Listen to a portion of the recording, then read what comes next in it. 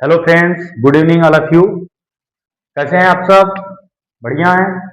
चलिए, बहुत अच्छी बात है। और तैयारी कैसी चल रही है आप सबकी? सीडीपी की क्लास आज हम लोगों की फिर आगे चलेगी एक क्लास। और आप सब जितना पीछे जो भी टॉपिक पढ़ाया जा रहा है आप लोग रिवीजन करते रहिए। ठीक है, देखिए अच्छा से रिवीजन करेंगे तो आपको ही बेनिफिट होगा उसका। और पीवाईक्यू साथ में अपने रखिए। ठीक है, जब साथ में पीवाईक्यू लगाते रहेंगे तो सारी चीजें क्लियर होती जाएंगी। ठीक है, तो आपको भी समस्या नहीं होगा और हम लोगों को भी समस्या नहीं होगा।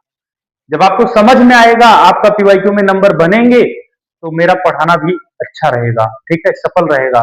और अगर हम पढ़ा कर चले जाएं और कोई टॉपिक आपको मिल ही न मिले तो समस्या हो जाएगी। ठीक है, तो जो भी आप पढ़िए अच्छे से पढ़िए और पीवाईक्यू पर विशेष फोकस करिए। ठीक है, सभी बच्चे पीवाईक्यू पर विशेष फोकस करें। और जिन्हें बार बार पंचवर्षीय योजना अगर अपनाना है, पंचवर्षीय योजना मतलब समझ रहे हैं, जैसे कि प्रधानी होता है तो प्रधानी में क्या करते हैं कि 5 साल के लिए बुकिंग हो जाती है। पंचवर्षीय योजना जो 5 साल के लिए होता है, अगर 5 साल के तहत आपको सीटीटी हर बार 5 साल तक देना ही है तब तो भैया चाहे जैसे आप पढ़िए, कोई दिक्कत नहीं है। अगर आपको एक बार में ही क्लियर करना है तो पीवाईक्यू जो है, आप लोग पीवाईक्यू पर विशेष फोकस करें और साथ साथ में कंटेंट पढ़ते चलें, थोड़ा थोड़ा कंटेंट पढ़ते चलें और पीवाईक्यू अच्छे से सॉल्व करिए। और जो भी पीवाईक्यू का बुक ले रहे हैं आप लोग यूथ कंपटीशन का, और उसमें ऐसा लेना कि जिसमें सॉल्यूशन विथ सॉल्यूशन हो। ठीक है, तो पहले तो आप सॉल्यूशन को देखिएगा मत, साइड से उसे ढक ढक कर आप मतलब कि कोई एक पेपर ऐसा बनाइएगा छोटा सा, उसको आंसर को छिपा कर रखना। आप पहले मारिएगा। ठीक है, पहले आप लिखिए। एक बार हम बताए थे ना क्लास में किस तरीके से आपको करना है सेट को। इसी तरीके से आप लोग करते चलिए और लास्ट में मिलाइए। जितने गलत हो जाएं, जो क्वेश्चन आपसे नहीं बन पाए हैं, उसका सोल्यूशन आप लास्ट में देखिए। उसका सोल्यूशन आप लास्ट में देखिए कि क्या दिक्कत थी, क्या मुझे समझ में नहीं है, क्यों ये गलत हुआ। ठीक है, तो चलिए, फिर कल हम लोगों ने पढ़ा था इन्फेंसी स्टेज का नेचर। ठीक है, तो इन्फेंसी स्टेज का नेचर हम लोगों ने अच्छी तरीके से समझ लिया था। आज हम इन्फेंसी स्टेज के शिक्षा की बात करेंगे। अगर जो बच्चा इन्फेंसी स्टेज से होता तभी तो जाता है प्राइमरी में, ठीक है, प्ले ग्रुप में। तो हम लोग ध्यान से समझेंगे कि जो शैशवावस्था का जो बच्चा होगा, शैशवावस्था के बच्चे के लिए पहले तो पोषण की आवश्यकता होती है। ठीक है, अच्छा खासा उसको पोषण हमें देना है। और उसके लिए पर्यावरण, अगर हम लोग जैसा माहौल ढालेंगे बच्चे के साथ, बच्चे का फिर जो बैकग्राउंड है जितना अच्छा हम लोग रखेंगे उतना ही अच्छा प्रभाव इफेक्ट बच्चे पर पड़ेगा। ठीक है, अगर आपके अगल बगल बच्चा है, अगर हम वहां पे पर्यावरण सही से नहीं रखेंगे, माहौल वहां का गड़बड़ रखेंगे, गाली गलौज होता रहेगा, ठीक है, तो क्या समस्या होगी मालूम है कि बच्चा को जिस तरीके से आपका वातावरण रहेगा उसी तरीके से आपका बच्चा ढलेगा। ठीक है, अगर आप अच्छा, आपका बैकग्राउंड अच्छा है, आप लोग बोलने में जो भी बातचीत कर रहे हैं, आपके अंदर मैनर्स अच्छे हैं, तो जो बच्चा देखेगा उसी को बच्चा सीखता है।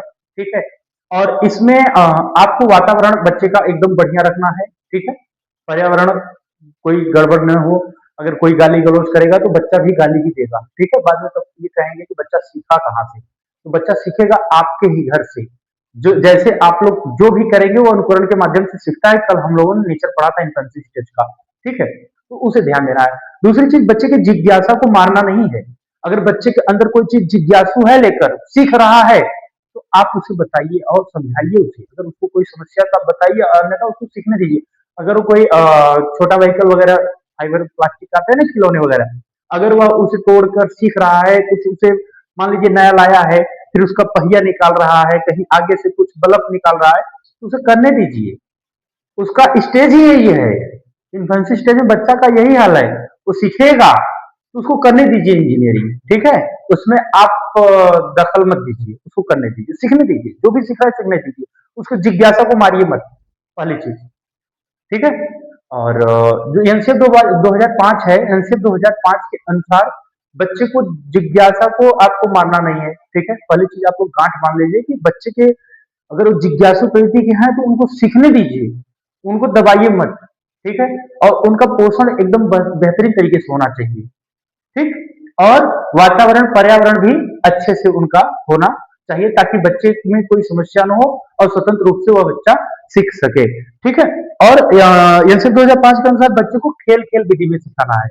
जो इन्फेंसी स्टेज का बालक है, खेल खेल विधि से उसको सिखाना है, माया माइंटेसरी विधि से उसको सिखाना है बच्चे को, ठीक है। तो ये चीजें ध्यान देना।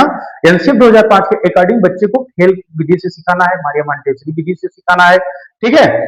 और प्रत्यक्ष विधि से बच्चे को सिखाना है।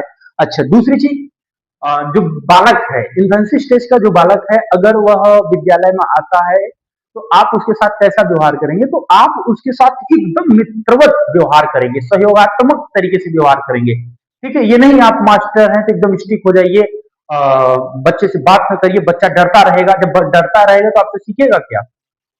तो बच्चे के साथ इस तरीके से मिलकर घुलकर उसके साथ रहना है, उसके सहयोगात्मक रूप से रहना है, ताकि बच्चे को ये फील ही ना हो कि आप टीचर हैं, ठीक है। गार्जियन से अच्छा बच्चा घर से निकले तो उसको खुशी हो जाए कि मुझे स्कूल चलना है, ठीक है। उसको मतलब कि इस तरीके से आप व्यवहार करिए विद्यालय में, ताकि बच्चे को जैसे उगते हैं ना, तो ऊब न फील हो।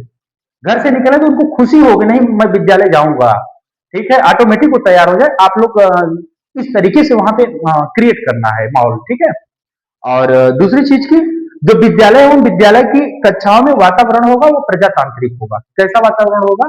प्रजातांत्रिक होगा। विद्यालय का वातावरण कैसा होना चाहिए? प्रजातांत्रिक होना चाहिए। और ऐसे बालकों में संपूर्ण विकास को बढ़ावा देना चाहिए। कैसा विकास को बढ़ावा देना चाहिए?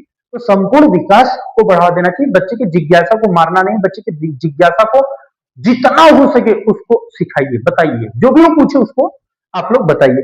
तो चलिए ठीक है, ये शैशवावस्था के बालकों की जो है आपका शिक्षा व्यवस्था, लिखिए, हेडिंग लगाइएगा,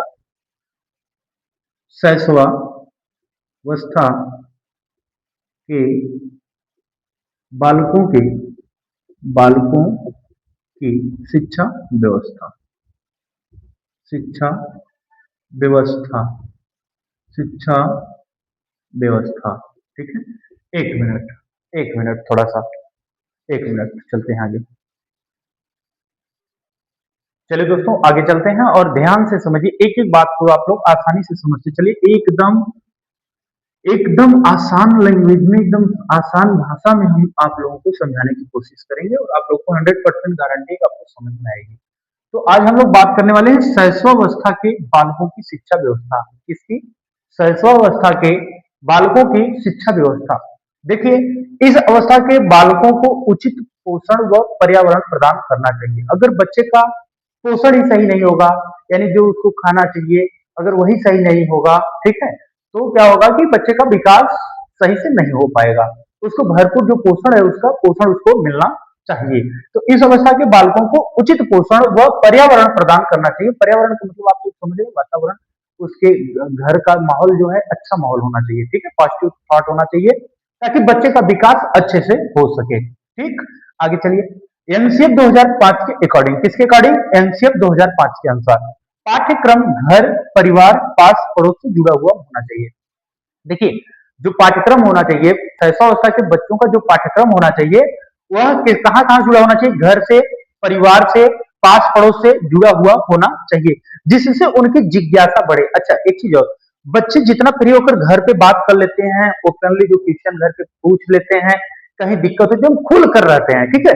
लेकिन यही बच्चे अगर विद्यालय में जाते हैं ना, तो प्रेशर में आ जाते हैं वो नहीं समझ पाएंगे किस तरीके से हमें बात करना है, क्या करना है, जैसे अंदर उनके डर डर लगा रहता है। तो विद्यालय में भी आजकल के जो गुरुजन हैं वो भी इसी तरीके से, भाई देखिए, जो इस समय पढ़ाई करके जा रहे हैं उनको सारी बातें पता है, ठीक है, किस तरीके से हमें पढ़ाना है, क्या करना है, सारी चीजें उनको पता है, ठीक है। तो बच्चे को पीआरटी में, वैसे तो प्राइमरी में बच्चों को खेल खेल के माध्यम से, आगे अभी लिखा होगा यहीं पे, तो खेल खेल के माध्यम से ही बच्चे को पढ़ाना है, डांस करके पढ़ाना है, नाच कर पढ़ाना है, गाकर पढ़ाना है, यही सब ट्रेनिंग दिया जाता है अध्यापकों को। अध्यापक ट्रेनिंग लेकर जाते हैं, ट्रेन होकर तब यही अपने बच्चे के साथ व्यवहार करते हैं, ठीक है। तो ध्यान दीजिएगा, इसमें एनसीएफ 2005 के अनुसार पाठ्यक्रम घर, परिवार, पास पड़ोस से जुड़ा हुआ होना चाहिए, जिससे उनकी जिज्ञासा बढ़े। ओके, थर्ड नंबर देखिएगा, पाठ्यक्रम में चित्रों का समावेशन होना चाहिए। पाठ्यक्रम में चित्रों का समावेशन होना चाहिए। देखिए, ध्यान दीजिएगा, 1 to 5 के लिए मोस्ट इंपॉर्टेंट है ये सब, आपका देख लेना। जो बोल रहे थे ना कि टैगवर्ड पढ़ाइए सर, टैगवर्ड के लिए तो चित्रों का समावेशन हो चाहिए। पाठ्यक्रम में कैसा पाठ्यक्रम होना चाहिए? उसमें चित्रों का समावेशन होना चाहिए। बच्चे की जिज्ञासा को कभी रोकना नहीं है।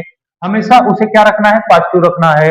दूसरी चीज, पाठ्यक्रम कैसा होना चाहिए, घर परिवार से जुड़ा हुआ होना चाहिए, पास पड़ोस से। कहाँ कहाँ से, घर से, परिवार से, पास से, पड़ोस से उसका पाठ्यक्रम जुड़ा हुआ होना चाहिए। पाठ्यक्रम में चित्रों का समावेशन होना चाहिए। जैसे सूर्य, आपको प्रातः काल के विषय में बताना है तो पूरा फिगर बनाइए, फिगर के माध्यम से बताइए, ये सूर्य है, ये घर है, ये पेड़ है, सारी चीजें बच्चों को समझाइए फिगर के माध्यम से। आपको फोटोसिंथेसिस के प्रकाश संश्लेषण के बारे में बताना है, मान लीजिए बच्चों को जानकारी देना है आपको, तो आप पूरा पेड़ का चित्र बनाइए, पत्ते का चित्र बनाइए, सूर्य भगवान बताइए, भगवान है, यहाँ से धूप मिलता है। इस तरीके से बच्चों को मतलब चित्रों के माध्यम से बताना है ताकि उनके मेमोरी में सेट हो जाए। ठीक है, इस तरीके से पढ़ाना है। ठीक है, अगला देखिए, पाठ्यक्रम की भाषा कैसी होनी चाहिए।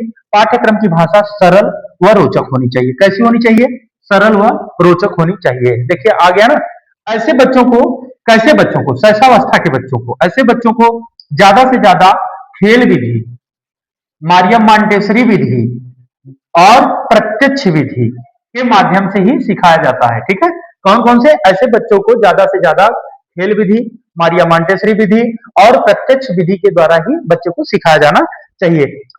छठवां नंबर देखिएगा, ऐसे बालकों के साथ शिक्षकों का व्यवहार कैसा होना चाहिए, बताइए। मित्रवत व व्यवहारात्मक होना चाहिए। मतलब जो अध्यापक हैं, जो शिक्षक बंधु हैं, उनका बच्चे के साथ संबंध कैसा होगा, मित्रवत होगा, व्यवहारात्मक होगा। ठीक है, प्रजातांत्रिक होगा। ठीक, तो इतनी चीज क्लियर हो गई। तो चलिए अब आगे आप लोग इतना पहले उतारिए, उसके बाद फिर हम लोग आगे चलते हैं। ठीक है, इतना आप लोग क्लिक डाउन करिए फटाफट, बातें को समझते चलिए, एकदम कहानी की तरह समझते चलिए, सारी बातें नोट करते चलिए।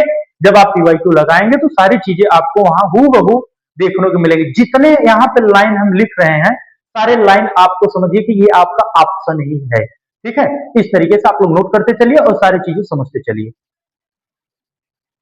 चलिए दोस्तों आगे देखते हैं, सातवां नंबर हम लोग ध्यान से देखेंगे। यहाँ पे सातवां नंबर में ये दिया है कि विद्यालय एवं विद्यालय की कक्षाओं का वातावरण कैसा होना चाहिए, प्रजातांत्रिक होना चाहिए। कैसा होना चाहिए, प्रजातांत्रिक होना चाहिए। ठीक है, विद्यालय एवं विद्यालय की कक्षाओं का वातावरण कैसा होना चाहिए, प्रजातांत्रिक होना चाहिए। आठवां नंबर देखते हैं, इस अवस्था के बालक को जिज्ञासा का बढ़ावा देना चाहिए। क्या करना चाहिए, बच्चे की कभी जिज्ञासा को मारना नहीं है, जिज्ञासा को दबाना नहीं है, जिज्ञासा को हमेशा बढ़ावा देना है। हमेशा जब भी बात आए जिज्ञासा को बढ़ावा देना है, जिज्ञासा को रोकना नहीं है। ऐसे अगला, ऐसे बालकों के संपूर्ण विकास को बढ़ावा देना चाहिए। कैसे विकास को बढ़ावा देना चाहिए, तो संपूर्ण विकास को बढ़ावा देना चाहिए। तो ये रही हमारी बात शैशवावस्था के शिक्षा के बारे में, कि शैशवावस्था का अगर बालक है 0 से 6 वर्ष, तो उसके शिक्षा की व्यवस्था कैसी होनी चाहिए। तो ये सारी बातें हम लोगों की क्लियर हो चुकी हैं। ठीक है, तो आप सब एक बार अच्छे से रिवीजन कर लीजिएगा। ठीक है, उसके बाद अब हम लोग आगे बढ़ेंगे और बाल्यावस्था के विषय पर हम लोग बात करेंगे। उससे पहले आप लोग इसे अच्छे से टेक डाउन कर लीजिए। ठीक है, चलिए दोस्तों आगे चलते हैं। और हम लोगों का शैशवावस्था फिनिश हुआ, शैशवावस्था का नेचर फिनिश हुआ, शैशवावस्था की एजुकेशनल जो पॉइंट थी, सारी बातें बात हो गई कि किस तरीके से शिक्षा देना चाहिए बालकों को। सारी बातें शैशवावस्था की फिनिश हुई। अब हमारी बात आती है बाल्यावस्था पर, चाइल्डहुड स्टेज। और चाइल्डहुड स्टेज के नेचर के विषय में हम लोग बात करने वाले हैं। तो देखिए आप लोग को पता है कि जो बाल्यावस्था है, चाइल्डहुड स्टेज,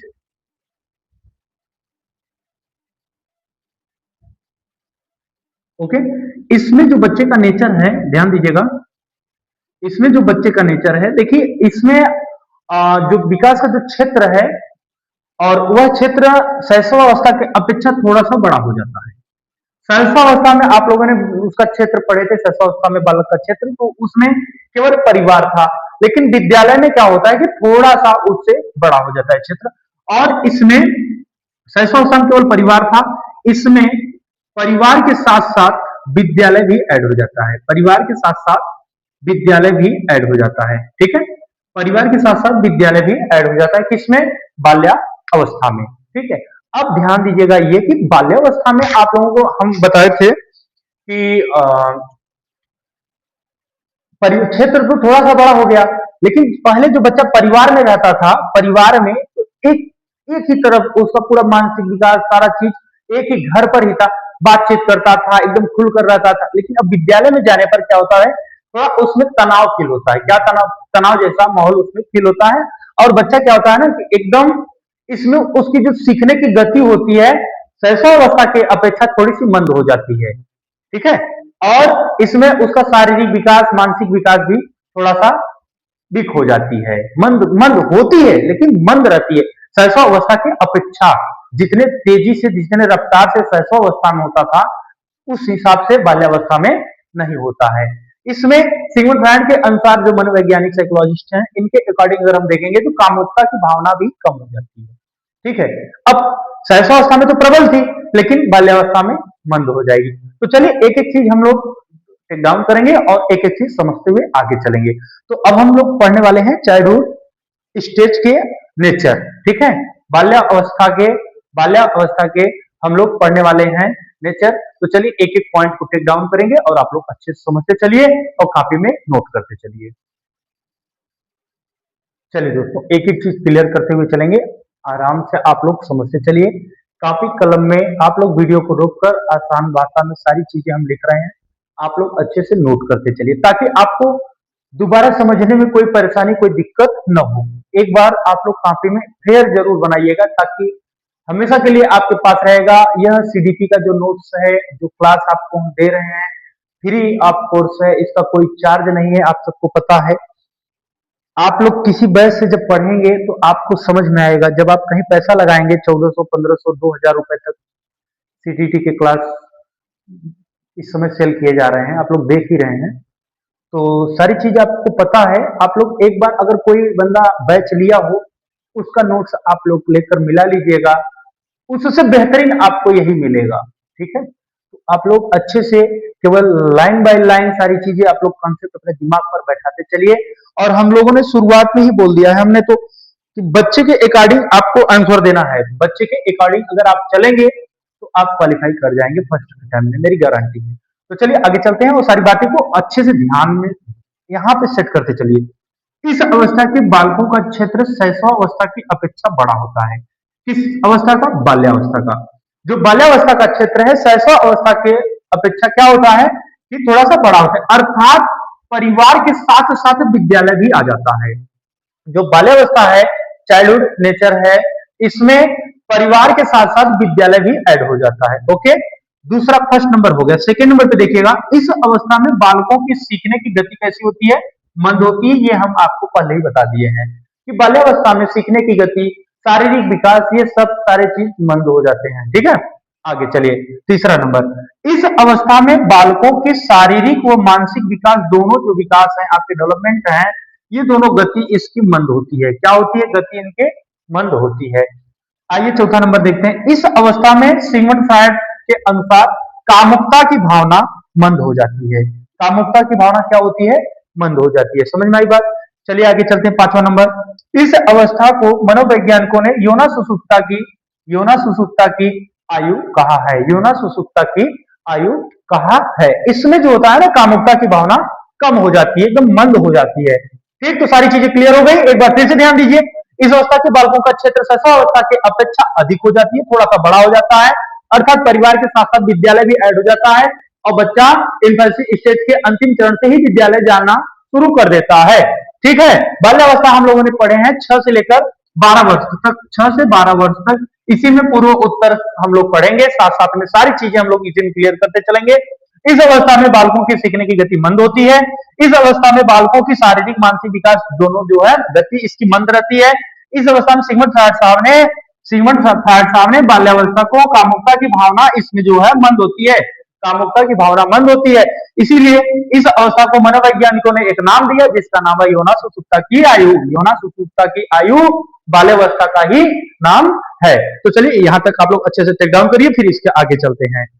सारी बातें, जितनी चीजें आपको लिखवाई जा रही हैं, सारी चीजें आप लोग अच्छे से नोट करते रहिए। ठीक है। चलिए दोस्तों आगे चलते हैं और बाल्यावस्था चाइल्डहुड नेचर में हम लोग पांचवा नंबर देखेंगे। ध्यान से देखिएगा, इस अवस्था के बालकों में खेल के प्रति रुचि तथा पढ़ाई की प्रति रुचि प्रारंभ हो जाती है। सिंपल सी बात है, सहसावस्था के अंतिम स्टेज से बालक जाता है और जो आपके बाल्यावस्था का प्रारंभिक स्टेज है वहां पे बच्चा के अंदर खेल के प्रति रुचि और पढ़ाई की प्रति रुचि प्रारंभ हो जाती है। ठीक है। तो खेल के प्रति रुचि और पढ़ाई के प्रति रुचि कहाँ किस अवस्था में प्रारंभ होगा, तो बाल्यावस्था में ही प्रारंभ होगा, चाइल्डहुड स्टेज में। छठा नंबर देखते हैं, इस अवस्था की पूर्व बाल्यावस्था को खिलौने की अवस्था कहते हैं। देखिए 6 से 12 वर्ष तक जो एज है, ये तो टोटल अपना बाल्यावस्था है, लेकिन बाल्यावस्था को जब हम दो भागों में बांटेंगे, पूर्व बाल्यावस्था और उत्तर बाल्यावस्था, तो पूर्व बाल्यावस्था 6 से लेकर 9 वर्ष तक होगी और उत्तर बाल्यावस्था 9 से लेकर 12 वर्ष तक होगी। तो सिंपल सी बात है, 6 से 9 वर्ष तक का जो बालक होगा वो खिलौने की अवस्था होगा, उसमें बच्चा खिलौना बहुत ज्यादा रखेगा अपने पास। ठीक है, बात समझ में आई। ये खिलौने की अवस्था, खेलने की अवस्था तो कैसे अवस्था थी, ये खिलौने की अवस्था। इसमें बच्चा तमाम प्रकार के खिलौनाओं को, जो खिलौने होते हैं उसको इकट्ठा करता है, रखता है अपने पास। ठीक है, आगे चलिए 7वां नंबर, इस अवस्था के बालकों में समलिंगी भावना पाई जाती है। जो बाल्यावस्था के बच्चे होते हैं, 6 से 12 वर्ष के बीच के जो मध्य के बच्चे होते हैं, उसके अंदर, उन सबके अंदर जो होता है समलिंगी भावना होती है। समलिंगी मतलब कि अगर हम लड़की कोई बैठी है तो लड़की के लाइन में अगर लड़के को बैठाएंगे तो नहीं बैठेगा, ठीक है, और या लड़की को लड़के के लाइन में बैठाएंगे तो नहीं बैठेगा, उसमें समलिंगी भावना आ जाती है। वह अपने अपने समान लिंग के जो होंगे, जैसे बच्चा लड़का है तो लड़का के साथ ही रहेगा, लड़की है तो लड़की के साथ रहेगा, तो यहाँ पे समलिंगी की भावना भी पाई जाती है। कौन से स्टेज में, बाल्यावस्था के स्टेज में। 8वां नंबर देखते हैं, इस अवस्था के बालकों को डर्टी एज भी कहते हैं, गंदी आयु कहते हैं। क्यों कहते हैं गंदी आयु, कि इसमें बच्चा जो है खिलौने के साथ खेलता भी है, दौड़ता भी है, घर परिवार से उसका क्षेत्र बढ़ा है, विद्यालय जाता है, तो वह क्या करेगा, कहीं माटी लगा कर आएगा, कहीं ड्रेस गंदा करके, कहीं कीचड़ में खेल कर आएगा। तो ये डर्टी एज भी इसी अवस्था को कहते हैं, किसको, बाल्या अवस्था को कहते हैं। और यह चुस्ती की आयु भी है, इसमें बच्चा, चुस्ती की आयु भी इसी एज को कहते हैं। बाल्यावस्था में बच्चा खेल कूद कर थक जाता है, बहुत चुस्त सा रहता है, तो इसी एज को ही चुस्ती का एज भी कहते हैं, किसको, बाल्यावस्था को, किसको, बाल्यावस्था को। तो एक बार फिर से रिवीजन मारिए, इस अवस्था के बालकों को खेल, इसमें जो बाल्यावस्था का बच्चा होगा, इसमें बच्चे के अंदर खेल के प्रति रुचि हो जाएगी और पढ़ाई के प्रति भी रुचि प्रारंभ हो जाएगी। इस अवस्था के पूर्व बाल्यावस्था को खिलौने की अवस्था, यानी 6 से लेकर 9 वर्ष के बीच, 9 वर्ष का बच्चा जो होगा वह खिलौने की अवस्था उसको कहा जाएगा। वह तमाम प्रकार के खिलौनाओं को इकट्ठा करके अपने पास रखता है। ठीक है, अगला, इस अवस्था के बालकों में समलिंगी की भावना पाई जाती है, अपने समान लिंग के साथ ही रहेंगे, लड़का लड़की के साथ नहीं रहेगा, लड़का लड़का के साथ रहेगा, लड़की लड़की के साथ रहेंगी। अगला, इस अवस्था के बालकों को डर्टी एज, गंदी आयु कहते हैं, और इसी अवस्था को चुस्ती की आयु भी कहते हैं, इसी अवस्था को चुस्ती की आयु भी कहते हैं। तो चलिए दोस्तों, कैसा लगा आज का सेक्शन, आपको समझ में आया, सारी चीजें समझ में आ गई आपको, और सभी जो भी यहाँ पे हम लिखवा रहे हैं, जो भी नोट करवा रहे हैं, आप लोग अच्छे से सारी चीज को नोट करिए, एक फेयर कॉपी बनाइए और रिवीजन करते रहिएगा। ठीक है, अगर रिवीजन छोड़ेंगे तो मजा नहीं आएगा, और जुलाई बहुत दिन नहीं है। ठीक है, आप लोग पीवाईक्यू मारिए और साथ साथ में ये पढ़ते चलिए। हम फटाफट जैसे ये स्टेज खत्म होता है, मानकर चलिए कि सीडीपी में अभी हम लोग 10 क्लास पढ़ेंगे नॉर्मल, और उसके बाद फिर तब हम लोग जिम पियाजे, वाइगोत्स्की, हावर्ड गार्डनर, ये सब साइकोलॉजिस्ट जो हैं, इनके विषय पर हम लोग बात करेंगे। ठीक, तो चलिए आज के लिए बस इतना ही रखते हैं, फिर कल मिलेंगे नेक्स्ट टॉपिक के साथ। और नेक्स्ट टॉपिक क्या, अभी अपना यही बाकी है, बाल्यावस्था की अभी नेचर लगभग लगभग 4-6 और बाकी हैं, कल पढ़ाएंगे, और उसके बाद बाल्यावस्था का शिक्षा की भी बात हम कल ही करेंगे। ठीक है, तो चलिए फिर अच्छे से मेहनत करिए और पीवाईक्यू साथ साथ में लगाते रहिए। तब तक के लिए चलते हैं, जय हिंद, जय भारत।